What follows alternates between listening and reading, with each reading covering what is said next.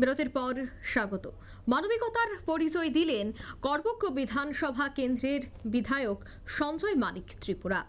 তিনি তার বিধানসভা এলাকা পরিদর্শন করছিলেন, আর সে সময় এডিসি ভিলেজ পরিদর্শন করতে গিয়ে বিধায়কের সামনে একজন অন্ধ লোক তিনি দেখতে পান। 2 থেকে 3 বছর ধরে চোখে দেখতে পান না সে ব্যক্তি। তার নাম শেষারঞ্জন চাকমা।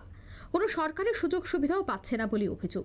সে বিষয়টি নিয়ে আশায় দিয়ে আসলেন এবার সঞ্জয় মানিক ত্রিপুরা। তিনি আশ্বাস দিলেন যে খুব দ্রুত সমস্ত সুযোগ সুবিধা, সরকারি যে সমস্ত প্রকল্পগুলি রয়েছে তা তুলে ধরা হবে এবং কিভাবে সাহায্য করা যায় সে বিষয়টাও তিনি দেখবেন। এছাড়া দুটো এডিসি ভিলেজের সাধারণ মানুষের যে খাবারের জলের বর্তমানে সমস্যা রয়েছে, সে সমস্যা কিভাবে দূর করা যায় সে বিষয় নিয়েও তিনি কিন্তু কথা বলেন। অর্থাৎ এলাকা উন্নয়ন এবং উন্নয়নে কি কি প্রয়োজন সমস্তটা বিষয় দেখার জন্যই তিনি পরিদর্শনে যান। পরিদর্শনকালে কি বলছেন সংশ্লিষ্টরা শোনাচ্ছি। সহকারে আমাদের নেতৃত্ব সহকারে আমি ভিজিট করি। এরপরে আজকে এখানে আসার পরে খোঁজ পাইছি, দেখছি যে দাদার পুরোপুরি চোখ দুটোই অন্ধ। তো এখানে কিন্তু তার সার্টিফিকেট না থাকার কারণে তাই নিয়ে বাতাও পাই না, এটা বাতার থেকে বঞ্চিত হয়েছে। তো অনেক কিছু আমি আলোচনা করছি, তাদের কি আসল বিষয়ে আমি সব কিছু করছি। তাই নিয়ে আম বাসাতে একটা চোখ অপারেশন করছিল, এটার লগে লগে আরেকটা চোখও মানে পুরোপুরি এখন অন্ধ, দেখতে পাই না। তো এখন এটার পরে আমি তাদের জন্য কি করতাম পারি, মানে সরকারিভাবে একটা বাতাস সিস্টেম কিভাবে দিতে পারে, এটা সব আলোচনা করছি। এখন আমি তাদের যে ডাক্তারবাবুকে আমি ফোন করে কয়ে দিব, এখন তো এখানে তো নেট পাওয়া যায় না, নাহলে তো এখানে আমি ফোন করতে পারতাম।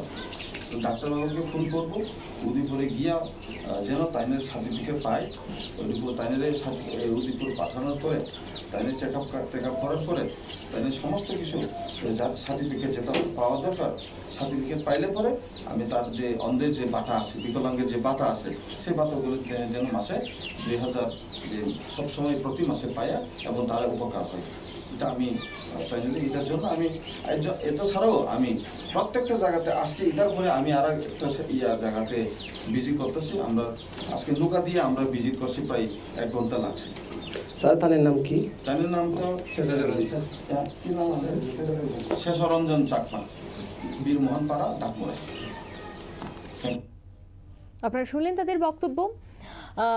মুখেছড়ি এবং গোমতী এডিসি ভিলেজ পরিদর্শন তিনি করেন এবং মথার বিধায়ক সঞ্জয় মানিক ত্রিপুরা তিনি প্রত্যেকের সাথে কথা বলে এলাকাবাসীর কী সমস্যা তা তিনি জানতে চেয়েছেন। গ্রামবাসীদের তিনি আশ্বস্ত করেছেন এবং কিভাবে আগামী দিনে এই গ্রামের উন্নয়ন হবে, এডিসি এলাকার এই উন্নয়ন হবে সে বিষয় নিয়েও কিন্তু তিনি আলোচনা করবেন ঊর্ধ্বতন কর্তৃপক্ষের কাছে, সে কথাও কিন্তু তুলে ধরলেন। নিয়ে নিয়েছি ছোট্ট একটি বিজ্ঞাপন বিরতি, সঙ্গে থাকুন।